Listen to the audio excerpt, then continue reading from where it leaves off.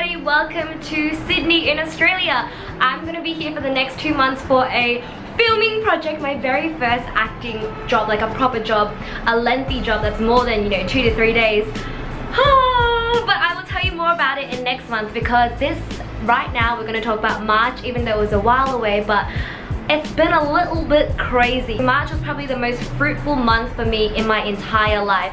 I spent most of January and February just worrying and stressing over the fact that maybe I won't improve on what I had already accomplished last year, and maybe I won't ever be able to get like an acting job or something, but I fretted too soon.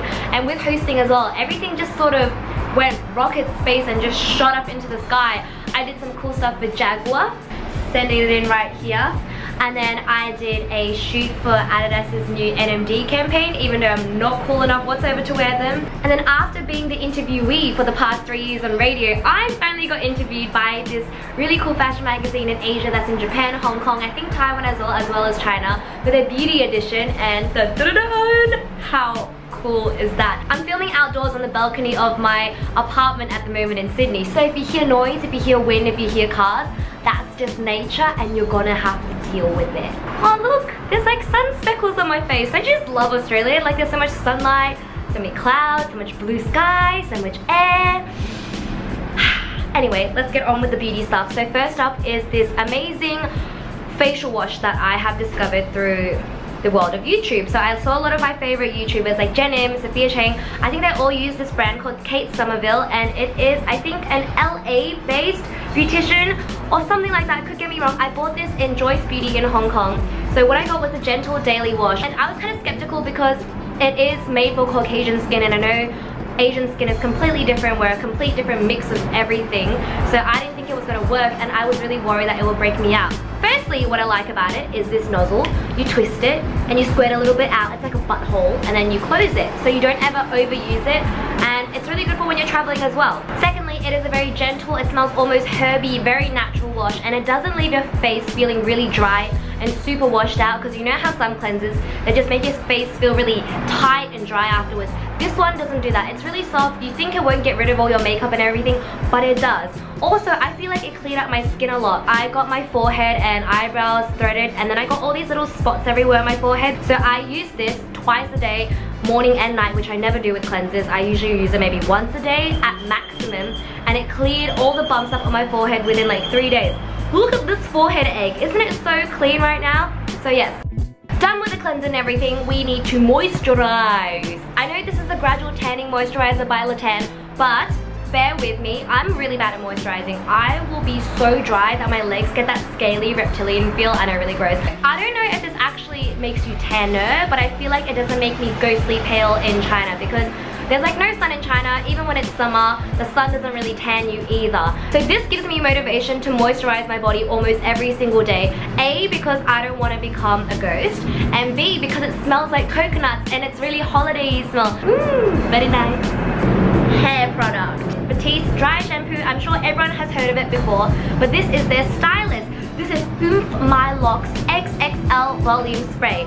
So I lack a lot of volume in my hair. I have that typical heavy Asian hair, and when you wash it and it's too clean, it gets really sort of slippery, and it's just so hard to style. So if you don't like styling products, you're gonna want to skip this, because this makes your hair feel like quite sticky, which is why it holds everything. But if you like that beachy feel, like you've been on the sand for about the whole day, sea salt water's in your hair, and your hair's kind of sticky and grippy, this is definitely for you. Like, my hair generally doesn't curl either. The curls will go out in half an hour unless I put a whole can of hairspray on. But if I spray this and then I curl my hair, it generally holds the curl for the entire day. And I just like putting it in my hair so it's a bit more grippy, because now that I have a shorter style of hair, it's really easy for me to just drown out and look really glamoury and old like this, but with a bit of volume, it fixes it so much more. So I definitely recommend this for people with like long lobs, or people who just want a bit more volume, or want to style their hair but not necessarily want to use mousse or hairspray. On to clothing. This month I purchased one of my first more expensive items, and when I mean more expensive, I don't mean like designer labels, but just better quality, more grown up stuff. So I usually always get really patterny stuff, really crazy stuff that I would wear, aka that I would wear a few times and then I feel like I've worn it out. and I don't really have basics or just one color. Now I know this top, okay, when you first see it you're kind of like okay, so the color is very spring, it's very seasonal, the ruffles are seasonal too, but originally this top from Club Monaco came in black and baby pink, and I was definitely going to get the black. I ordered in both, but then I was like, look, I can find a really classic nice black top everywhere, but how often am I going to find a baby pink top that is so gorgeous? So it actually is a cold shoulder top with the hole there, so your shoulder peeps out, and then the ruffles here, so it gives it a bit more like shoulder padding, like volume, and then it's just really nice material. It cinches in here. It's not like super tight, but it is slim. That's what I would call it. I got it in a size extra small, and this looks really good if you want to go for a soft look with beige and white counterparts, or if you want to jazz it up a little and wear it with black jeans, boots and a leather jacket to tone down the femininity of it. And then I don't know if I've already mentioned this leather jacket, but it goes with everything. This is the only jacket that I brought with me this time to Sydney, and I wear it almost every day. So it's from Zara. Look how nice it goes with the baby pink and the black. What I like about it is that this jacket is kind of like moto styled, but it doesn't have kind of that belting around the bottom, which I really find annoying because they always clang against each other. And what's also really cool is you can zip off the bottom part, so the jacket becomes more cropped. So if you're wearing a dress or your high-waisted jeans or shorts, the cropped one will look better. If you want to look more top-heavy and a bit more baggy, you just zip it back on the bottom. And it is pleather, so it was quite cheap as well. With TV shows this month, there is something that you have to watch. So it's a book by Leanne Moriarty called Big Little Lies. I'm sure you've seen it everywhere. Hollywood turned it into this massive production of a TV show. It's based in kind of like a sleepy little Australian town with a public school, but then Hollywood turned it into this really luxurious beachside town of Monterey. And it's Monterey, and it's full of the elite, social, really intense business people, just basically really rich people who live a beachy lifestyle. And they've got an A-list cast: Nicole Kidman, Shailene Woodley, Reese Witherspoon, Alexander Skarsgård. Anyway, it's crazy. And firstly, the acting is so spot on. I really love Reese Witherspoon's character. She's really like angsty, she's really catchy, and she's really like a, I can't really describe it, but you kind of love to hate her character. But what blew me away was that I never really liked Nicole Kidman for some reason, and then in this show her acting was just, because it's all just little bits in her acting. It's like, because her character is so introverted, her character is so intense, and the relationship that she has with her husband is so sensitive that every little eye line she gives is just so powerful. I don't want to say too much, but basically it's a really elitist town, and then there's a murder. And then murder isn't really the main theme of the story. It's more friendship and how these three very different ladies bond together, and how they shape the city around them, shape their little town around them, and how they support each other. And because the setting is beachy, they've put this really nice filter on the entire show, on all the shots. It's kind of bluey green tinge, so it gives you that really retro beach vibe. And then for the playlist, music is amazing. They've kind of done what Moonlight did, where the music in it seems random, but it's what the character is listening to, and you step straight into the world of the character and how they're feeling right now and what it's like inside their mind. And then the playlist is really cool. It's basically off one of their daughters' like iPod, and she listens to all this really retro like 80s, 90s music.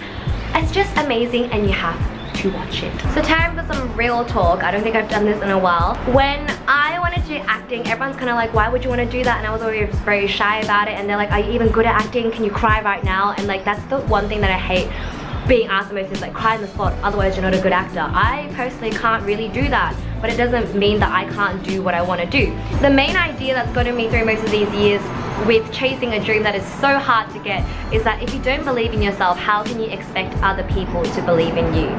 So even though I don't even know if I can act or not, I don't even know if I'm good at presenting or not, if I'm not believing in myself, how can I expect clients to, or how can I expect casting directors or directors to? The playing just ruined my really deep moment.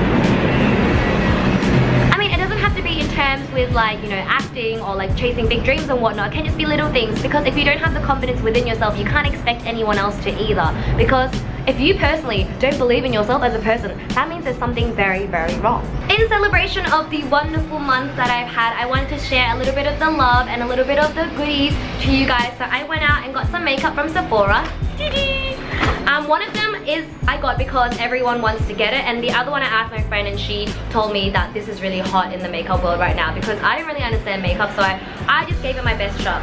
First one is the Anastasia Beverly Hills Modern Renaissance palette. Now I really want to keep this for myself. I wanted to buy it for myself, but I already have 2 palettes and I wear eyeshadow maybe twice a month, so it would have just been a waste of money and it would have just gone to waste.